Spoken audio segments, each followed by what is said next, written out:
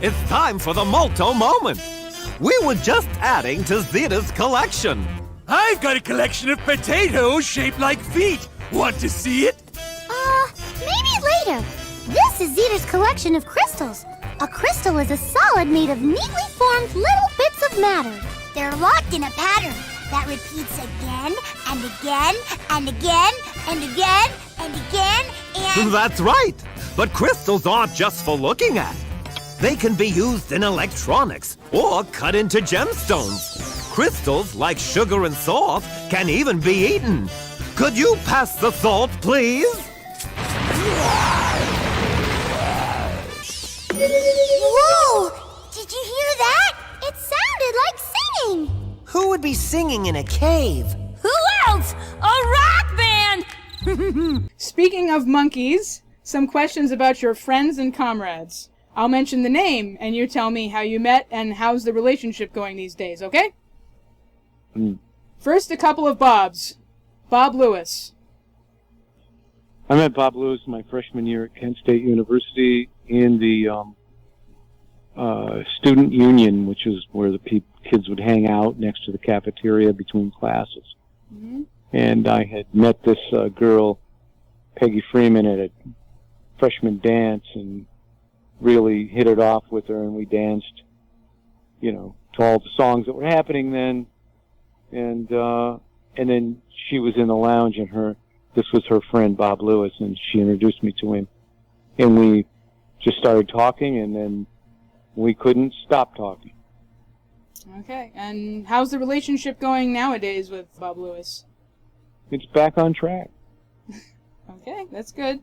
Bob Mothersbaugh. Well, I met Bob because Mark Mothersbaugh said, "You should meet my brother. He plays guitar." And it was at a time when Mark was too busy doing other things to deal with my DEVO raps and wanting to get together to play. So I met Bob, and he was living in an apartment in Akron, Ohio, and I would come over there, and we started jamming a lot. And then because we were jamming a lot, then Mark got interested and came around. Cool. All right, a little early DEVO trivia there. Jeff, how is his last name pronounced? Winner or Wiener? It's Winner. Okay. Winner. How did you guys meet? Through a mutual friend, and I think it was at some conference years ago. And then we stayed in touch, and then he got involved in my solo work with me. How's the relationship going? Good. Jeff's a good guy. He's a very good guy, very thoughtful. He doesn't have any dark side. He's a great guy, and what he says he means, and you can trust him. And he's, a smart guy, introspective and well-read, and head of the Raymond Scott Foundation. Oh yeah, I heard about that. Okay, Krista Knapp.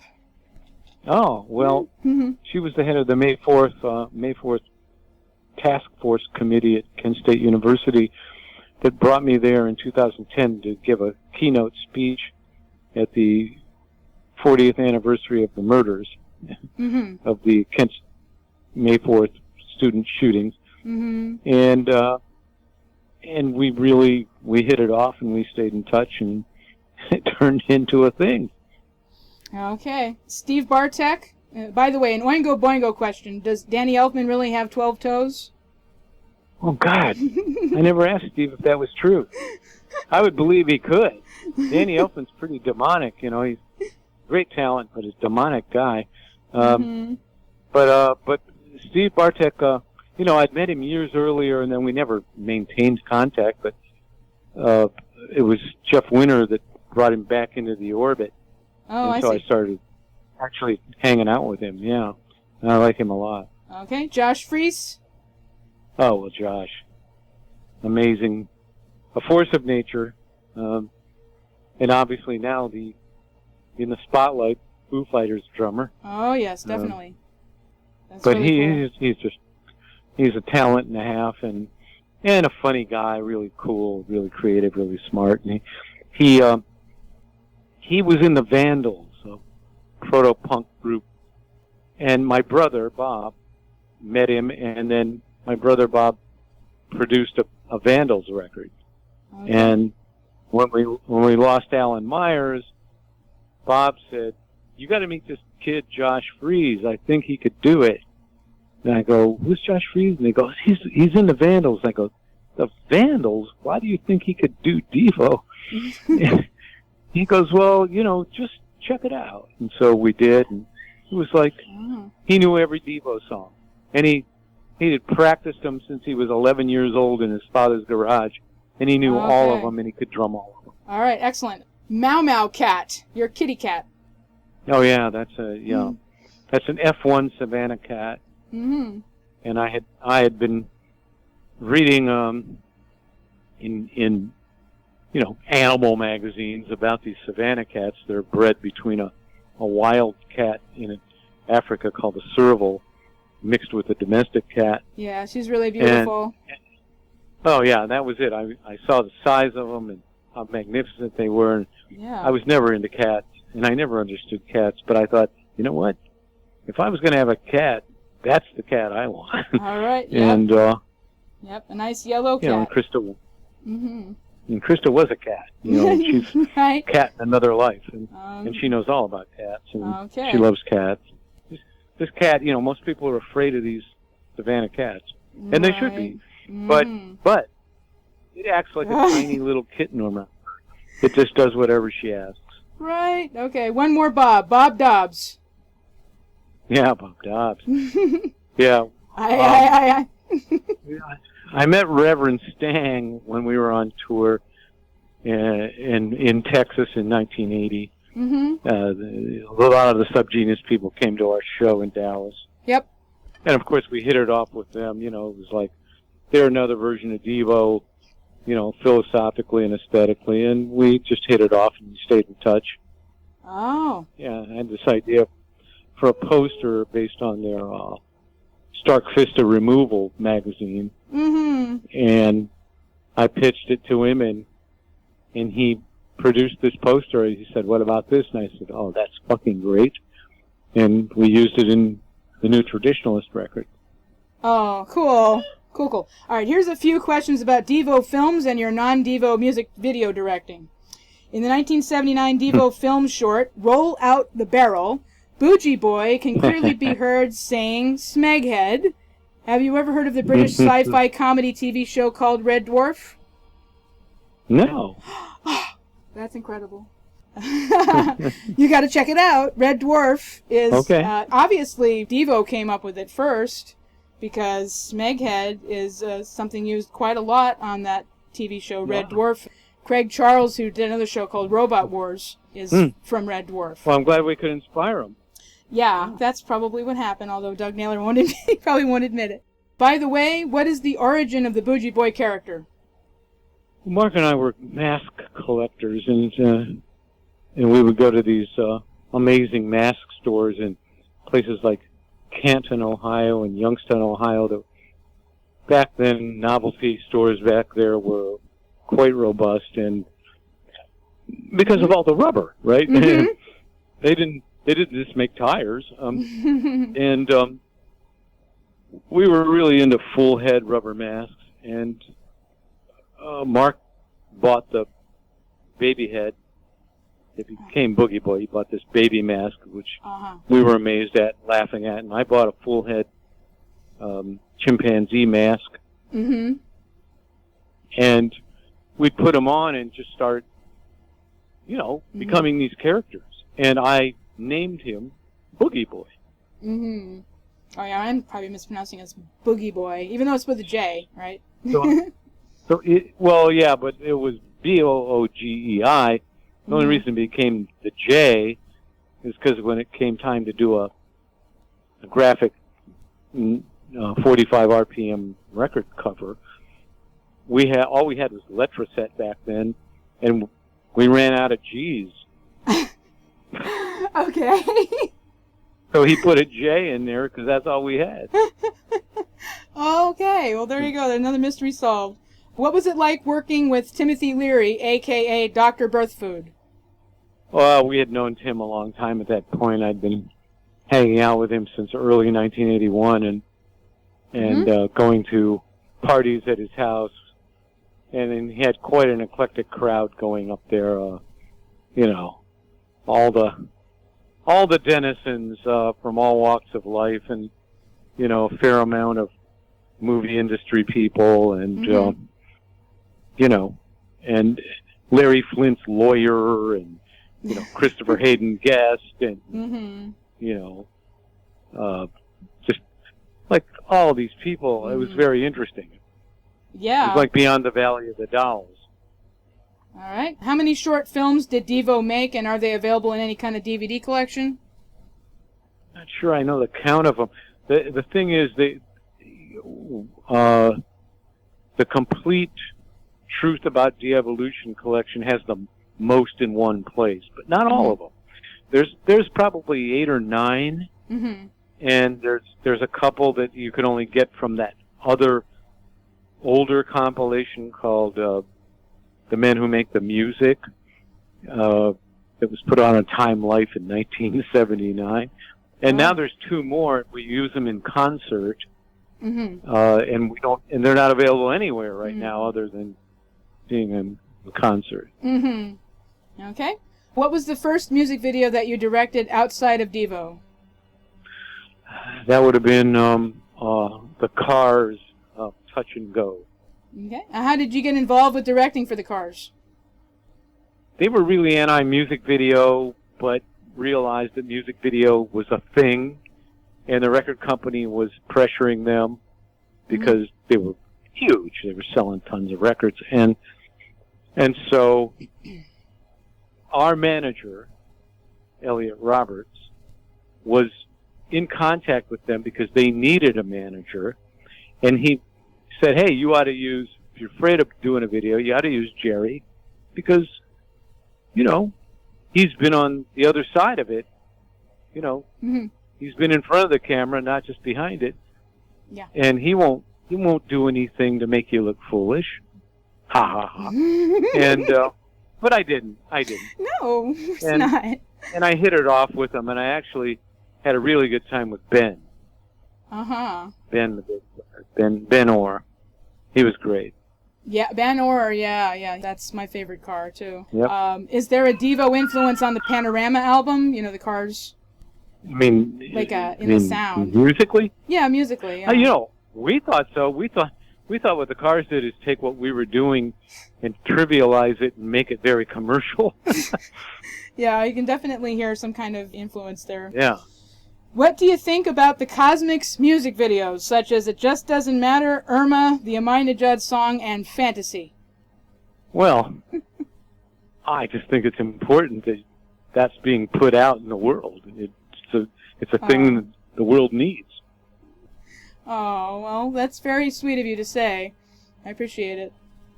Yeah. Thank you. Because where else are they going to get that? Okay. Tell us about the short film you wrote back in 2007 called Santa Claus versus the Taliban Time Travelers from Outer Space. Right.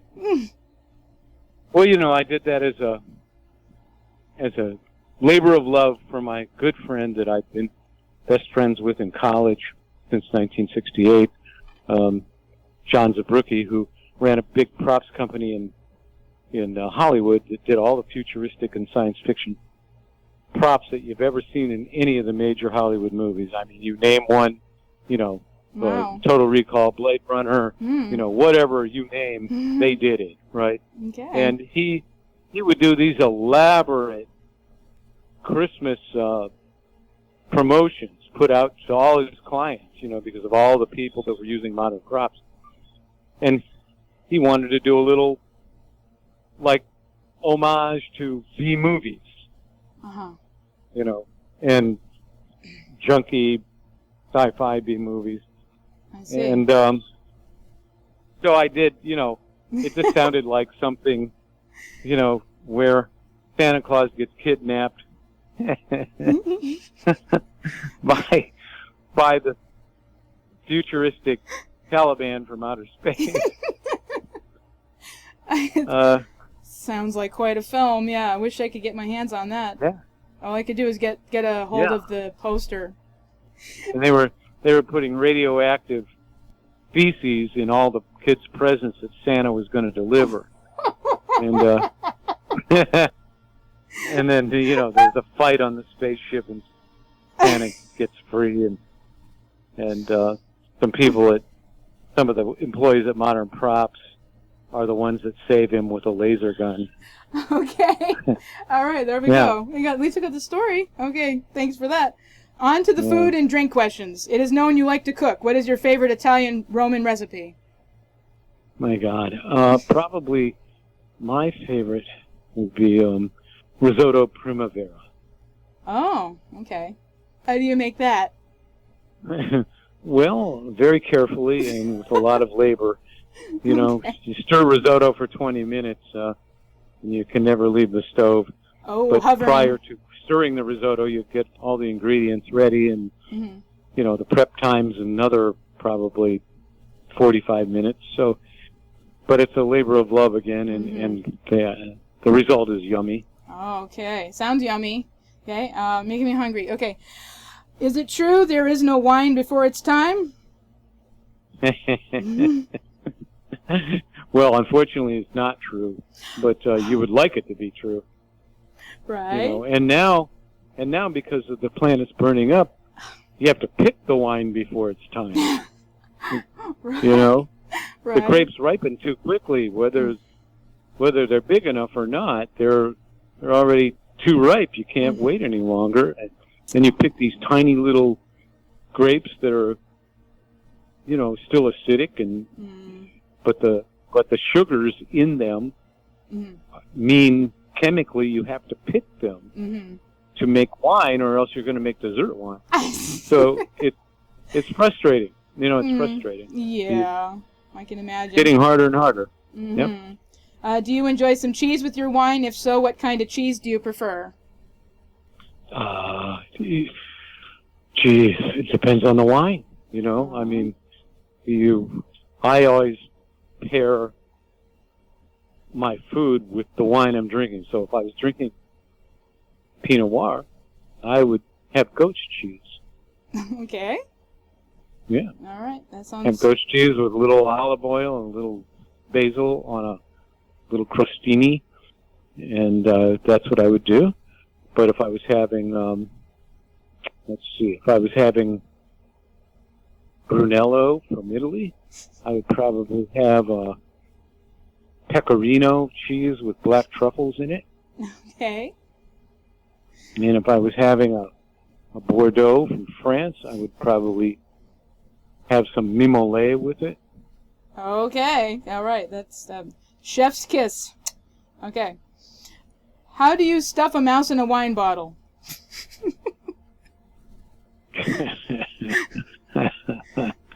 How do you stuff a mouse in a wine bottle? Is this somebody done that? Yeah, I'm going to tell you. You take an empty wine bottle, put a baby mouse into the bottle, feed the baby mouse for a month, and then pour some wine into the bottle. You take it to the store and say you found a mouse in your bottle of wine, so you get a free case of wine. A good idea, eh? No. No. Not worth the effort. That's a joke question.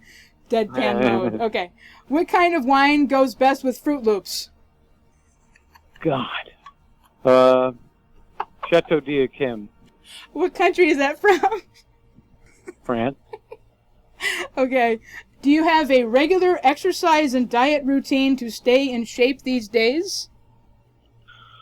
Just, decrease your intake, increase your physical activity. That's about it. So you go jogging or bicycling or... I just walk now. Oh, that's good. No, really, walking is good. I'm done beating up my knees. Well, of course, yeah. Did you used to smoke cigars back in the 90s? I did. Do you still smoke cigars? Not at all. Wouldn't touch them. Okay. Other musical artists. What are some musical artists you like to listen to when you're off duty? Off duty. Mm-hmm. I can't tell you. I mean, It's my okay. wife Krista stays current with music, and she develops these great playlists that are wonderful. And I hear as many as 20 groups I've never heard on these playlists, and I like it because otherwise I wouldn't even know where to find them. Because unlike in the past, where the cream rose to the top, where like if somebody was good and doing something cool, the whole world would know about them because some A&R man from some record company would sign them and put out a record. And now there's these great groups that just, like, they're on, unless you know how to find them on the internet through whatever, social media or whatever, you never hear them. And you find out that they've been around for 7 years doing this stuff. And finally they disappear because it never got anywhere. And it's really disheartening because I hear all this stuff that should be popular, and should be successful. On the radio, yeah, for example. Yeah. Well, the radio. Fuck the radio. I hear you there. All right, who is your favorite Beatle and why? The Beatles couldn't have existed without the tension between John and Paul. And that's how simple it is. It's one of the greatest songwriting duos in history, and yes, they had their friction, and yes, they're completely different people, and would the Beatles even exist without them? No. So I don't have one guy. Oh, can't pick a favorite Beatle. Okay. Hey, that's no problem. No. Totally understand. Okay, your left-handed rock counterpart besides McCartney is Jimi Hendrix. What effect, if any, did Jimmy's music have on you and DEVO? Well, I can't speak for DEVO, but he certainly changed my life and set me on a new path. I remember the first time I ever heard Jimi Hendrix, and it was amazing, because if somebody had said, here's what you're going to be listening to next month, and here's what you're going to like, I would have said, no fucking way. And then the moment I heard it, I was hooked. There was just no question. I was addicted. I just kept putting the record on over and over and over. What's your favorite Jimi Hendrix song? God, there's so many. But you know what I loved right at the end when he did on Electric Ladyland? He did Voodoo Child and Voodoo Child: A Slight Return. All right. Basically, this psychedelic blues jam that sounds like it goes between heaven and hell, and it's just amazing. Like a plasma wave dude coming through the guitar, right? Oh my God! It was, that was when people were doing mind-altering drugs. That was the music that was the gateway, because you lay down on the floor, wasted, and listened to that, and you really did go somewhere. Your mind definitely went somewhere else. Yep. Okay. Did you ever see Jimmy play live? Oh yeah. Oh. When? Never forget it. When and where? Cleveland Auditorium, 1968. Yeah. Wowie zowie. Okay. If Jimmy wasn't dead, would you play bass for him? If he'd let me. Oh, of course he would. He's that kind of a guy. Okay. By the way, Greg Lake is another rock bass player. You may recall the Emerson, Lake and Palmer album Pictures at an Exhibition. Do you find any similarity between yourself and Greg as rock Roman soldiers or gladiators? It's just very different. He was from a different planet, and I respect it, and I can't do what he did, but I don't even want to do what he did. That's the right attitude to have. It's like, you do what you do, and they do what they do, and, you do the best you can do, for there you go. The way you do it. Yeah. There you go. And Greg Lake played pretty good blues licks. However, ELP has been pigeonholed as prog rock, which is kind of unfair because they're in a category of their own, doing fusion between jazz, blues, and neoclassical music such as Mussorgsky, Aaron Copland, and Gin Astera. Yeah. So, and then of course it's kind of sad that Greg turned into Jabba the Lake, right? Yes, it is. Okay. What do you think about King Crimson's Robert Fripp? Oh, I loved it. I loved King Crimson, and Fripp was great. Okay. Yeah. What's the contrast between Stockhausen and John Travolta disco musically? Oh, wow. Well, there you go. I mean, that's like the high and the low, right? That's, It's like, on the one hand, you're dealing with a kind of a Kraftwerk situation where it's all in the head, and then on the other hand, you're dealing with something from the waist down where it's all in the groin. And what you really want is the combo of both. Yeah. Okay, well put. We've reached the music industry section. Yay! So, Jerry, would you like to be a member of the new 4-H club? What, is this a dirty joke? Not. I don't know. It depends on your interpretation. I'm going to go ahead. I'm going to tell you. The 4-H's stand for hypnotized, hoodwinked, hornswoggled, and hogtied. Yeah, that's what I figured. I.e. the caramba.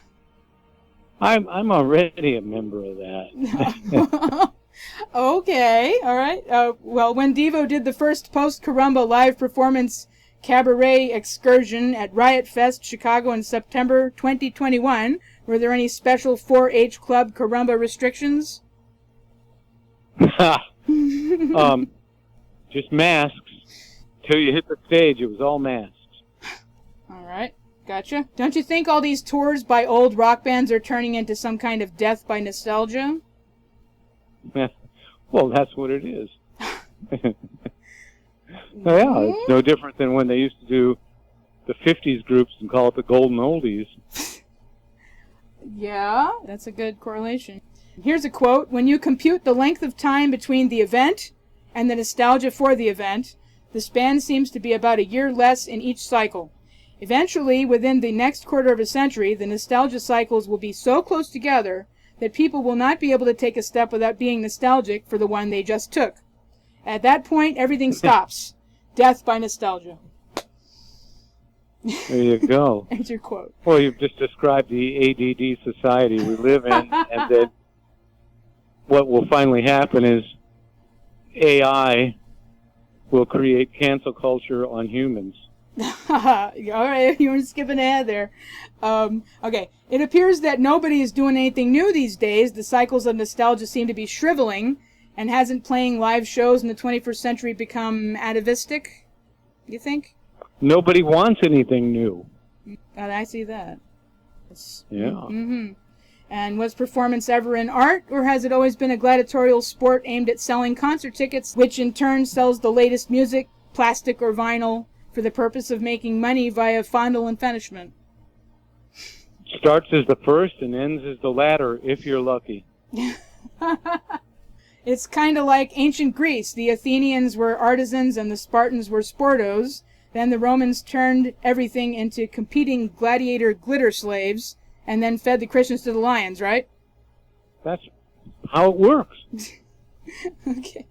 So basically in today's world, if you want to be a monetarily successful artist, especially in the American music industry, you have to be a gladiator, perhaps? Yeah. You have to be a hack. Like a hack driver, only you're a hack, in your case, you're a hack bass player. Yeah, there you go. All right.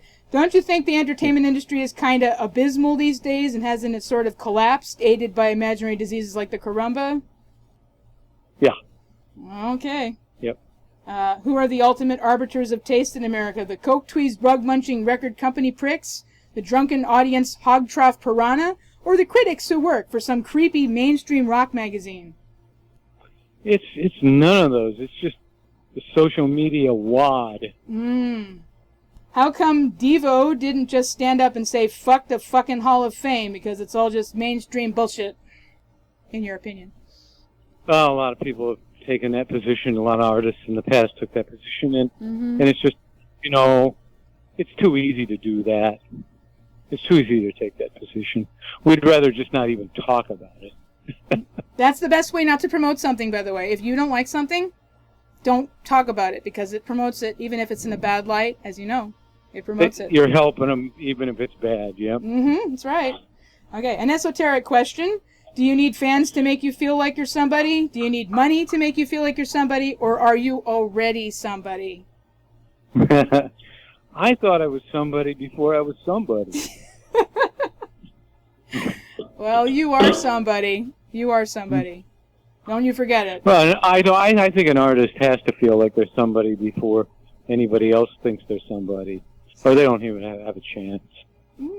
Right, exactly. How about you have to be good with what you're doing before you go out there? Because, you can't just be going around pleasing everybody else with your art. You have to know. You have to believe in yourself, and you have to know that you're as valid as anything out there that's been accepted. Right, and ultimately, if nobody gives a fuck, then again, why bother? As artists, we do it because it's what we want to do. It's about creating pure art for our own amusement and pleasure. If somebody digs it, that's cool. Yeah, you're going to do it whether you make money or not. Exactly, yeah, it just doesn't matter. And, therein lies the way to freedom of expression without conformity. Even if you have a record contract, what good is it if you can't do what you want to do, right? Ridiculous. Yeah, exactly. And worse than nostalgia is the shrinking attention span of the audience, whereby if you had a time machine and you went 10 or 20 years into the future, you may find that someone would say, hey, check out this new song, and the song would be 3 seconds long. In fact, there would be no nostalgia to speak of because everyone would be too young to remember anything from the past. What's your view on that? Sounds right. I mean, like if I think about do, that's 3 seconds. And you know what it is, and if you used it, you'd get sued. For 3 lousy seconds, I know. Okay, and it seems that the young people of today are lacking in a sense of history, meaning that they don't appreciate the great artistry and music of the 20th century and further back. Do you think that's true? Yes. Okay, and what do you think the future holds for us artists dealing with the introduction of artificial intelligence into human society? Well, since humans have always really been possessed of artificial intelligence, because our intelligence is in harmony with nature, I would just say that all that's going to happen is one form of artificial intelligence will crush the last form of artificial intelligence, because it will be, like anything, better at being artificial. Oh, I see. So kind of like a cancellation of AI doing AI, basically. It's like how China realized they could embrace capitalism without democracy. Yeah. In other words, AI will just be information without the human soul. Yeah, right. And then there's the other possibility. How about transcendental artificial intelligence, right? Wow. Another one. Wow. Ooh. I'm around for that. All right. A few metaphysical, philosophical, and some quasi-political questions. Okay, Professor Jerry, explain orgone, its origins, and what effect does it have on DEVO and your belief system? Well, of course, that was Wilhelm Reich, and Wilhelm Reich claimed he discovered, because humans are an electrical system. And that's just totally true. Ask anybody with a heart problem. And he tried to map that out and figure out what that had to do with brain activity and energy. And he developed the orgone box, where you would be able to recycle energy that's lost out into the world and channel it back into yourself and gain introspection and mental powers. And so we love that idea, that theory. We understood what he's trying to talk about. And I jokingly said that our red hats were basically orgone energy collectors, that were, where most people on stage and would come out the top of their heads and evaporate. Ours was going back in. Okay. What kind of materialism is truly valuable? Well, you know, I'm not sure how to answer that, but we know that, unfortunately, humans need material things. So you just don't need more than you need. And that gets back to, I do not want what I have not got. So, I mean, do you have a coat that's warm enough? You know. Right. Do you have shoes without holes in them? You have enough food? Do you have enough water? Stuff like that. That's it. Yeah, right. You can actually get by with very little. I mean, you know, the ultimate materialist is going to find that they get the most disappointed because that's not where it's at, man. You know, it's well, they drown. They drown in the things they have. Exactly. Yeah, that's true. If you had immortality, what would you do and where would you go? God, I don't think you'd know until you were immortal. Well, just imagine if you were immortal, what would you do? Where would you go if you were? Well, being immortal would apparently mean what? You're able to defy the laws of physics and human temporality and bilateral form, which means you could travel to other planets. Yeah. If that was the case, I would start traveling. All right. Where would you travel to? It's a good question. You can start checking out all these supposedly Earth-like habitable planets. You know, it would be, as an explorer, wonderful to see. Nothing close by, just the There's nothing close by. We know that. Have you ever had an astral travel dream? If so, can you describe your experience?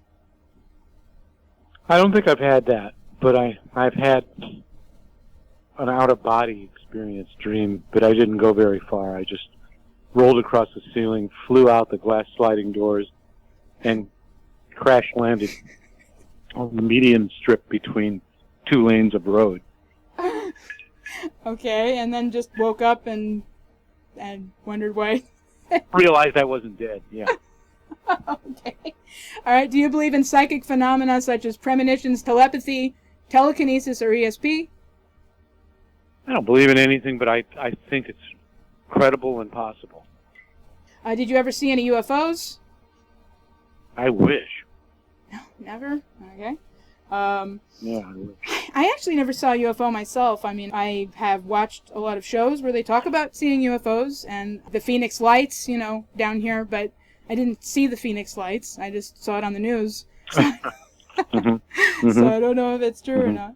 I think UFOs are probably something to do with our government that they're not telling us, because if you think about the distances of space and time, you know, the time dilation problem just tears down that idea about aliens coming all the way out here. You know, why would they bother, you know? I agree, and it's probably more likely that, yeah, their experimental craft developed right here. Yeah, absolutely. That's why they're finding them in places like the Bermuda Triangle and off the coast of San Diego and around America, actually. Yeah. Okay, Yeah. all right. Yeah. I know you've probably been asked about Kent State a million zillion times, but is there anything else that you'd like to say about that incident that you haven't said to anyone before? Not really. No? I have talked about it so much to great length and explicitly, and Yeah. if there was something else, I sure wish I'd discover it. Right, It was I know. Hideous horror. I know. Great example of total injustice where the perpetrators got away. And the ugliest side of human nature, basically, right? That's it. Okay, here's another interesting ponderance. Have you read the book by L.F. Richardson, The Statistics of Deadly Quarrels? No. Okay, well, basically it's about comparing increasing population over time with some other factors, such as available resources correlating with large wars, kind of like the study of meteorology, hurricanes, and climate. In other words, in history, every time there has been a rise in world population, there seems to be a major war that occurs. So, do you think there's going to be a World War III with nuclear weapons and the subsequent nuclear winter? In your view, what are the odds? Well, I think we're already in World War III. It's just a matter of if it escalates to nuclear weapons. I see. Do you think that it will, or do you think that it's just going to... It's about 50-50 right now. Uh-huh. I think if the Russians sabotage that nuclear power plant in the Ukraine, then it could go all the way. Oh, what a pleasant thought. Not? Mm-hmm. Okay. Will they ever build a statue of Jerry Casale someday? I don't know. I'd like to think I'd be that important. Or maybe it'll just be a cautionary statue. Don't be like this guy. With a big arrow pointing up, right? Yeah. Okay. John Lennon wrote, quote, "You say you've got a real solution. Well, we'd all love to see the plan," unquote. "We know about the problems that exist in our time, so be that as it may, do you have any positive, constructive ideas for improving the world you'd like to convey to all your friends and fans?" Everybody knows what would improve the world. They just don't have the will to make the change. Okay. Things like, just off the top of your head. No, you know what? Why DEVO said we must repeat. That's all that happens. You go up, you go down, and people just stay right where they are because it's the snake eating its tail. That's human nature. Okay. Frank Zappa was considering running for president back in 1992, so it's not that unusual for an American pop star to run for office. Do you have any plans to run for president? No, I'm too old. And if I did run for president, I would tell the truth, and then I would be assassinated. Okay. All right, here's the big question. Given the gravity of the situation in the music industry these days, why not, instead of nostalgia touring, simply get together in the studio with Mark and Bob and write some new DEVO music as a group effort for the fans on YouTube, just for the sheer fun and heck of it? I'm ready to do that at the drop of a hat. Well, that's good news if you can just get the other guys on board, right? Yeah, there's the problem.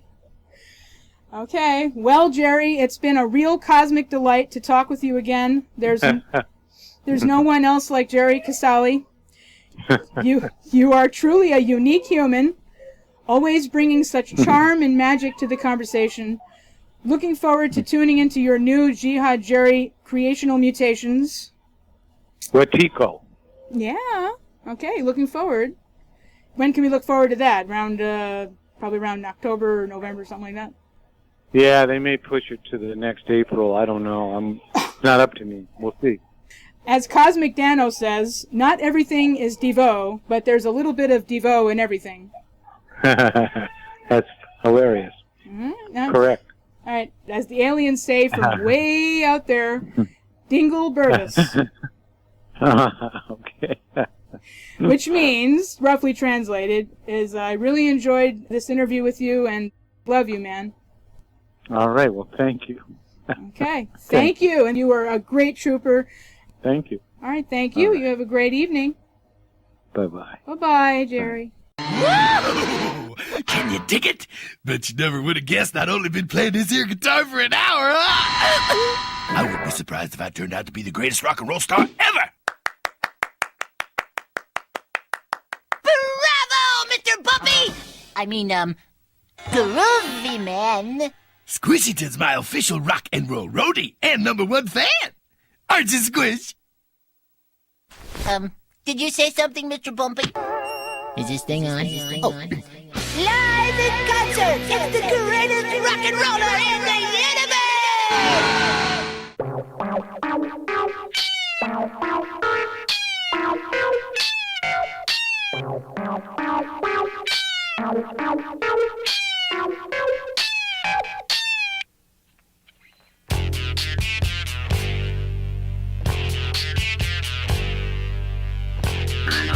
Mechanical man. I'm a mechanical man. 2 mechanical arms. 2 mechanical legs. I'm a 2 plus 2 equals 1 man.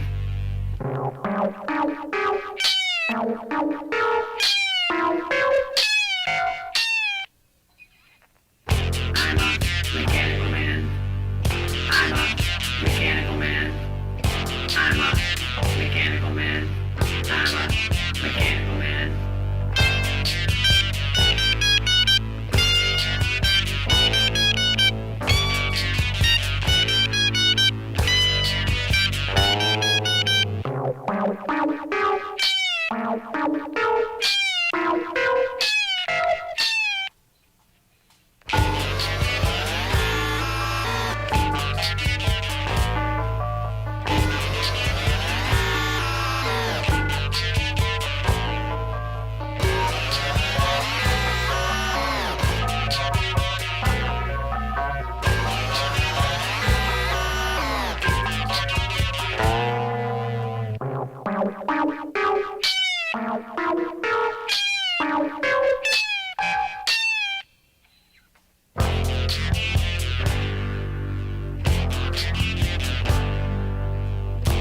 a mechanical man.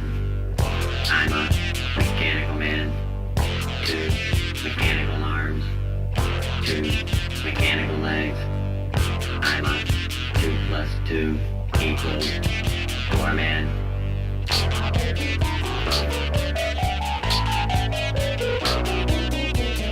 Me feels well. Me work well. We want what you want. Me feels well. Me work well. We want what you got.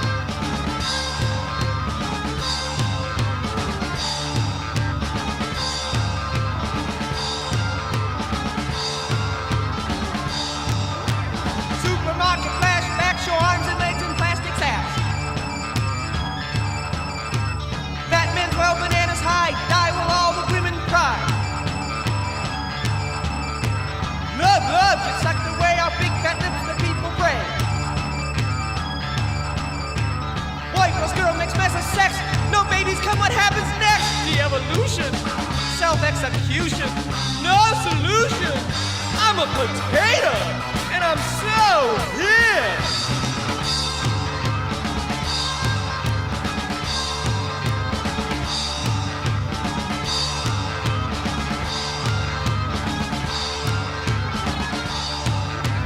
Teenage hoodlums stand in line, donate blood to pay for crime.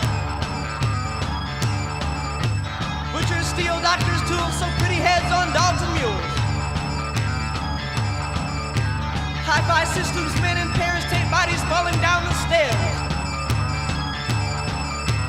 Father-son teams split the cost of nighttime drills, but all is lost to de-evolution, self-execution, no solution. I'm a spud man. I got eyes all around.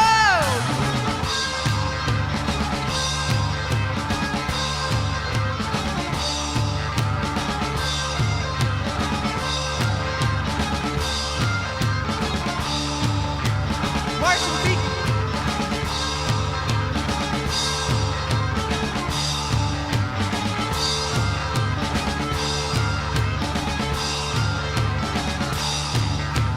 Martian feet turn dirt and stone for buried treasure, human bone. Medicine men tattoo ads on 10-year-olds with sucker pads. Rockets rush to attack a cave, things fall apart while spacemen play.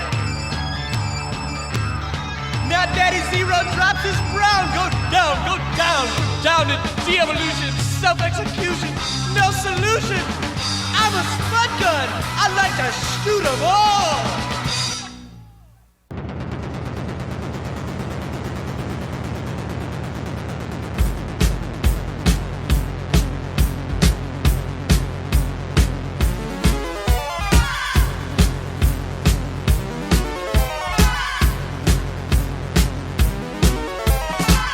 He's been with the world. I'm tired of the soup du jour. He's been with the world. When I had this prophylactic school, afraid that no one around me understands my potato. Think I'm only a spud boy looking for a real tomato.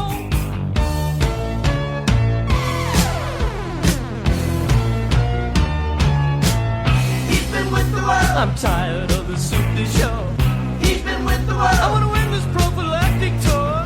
Afraid nobody around here understands my potato. I think I'm only a spud boy looking for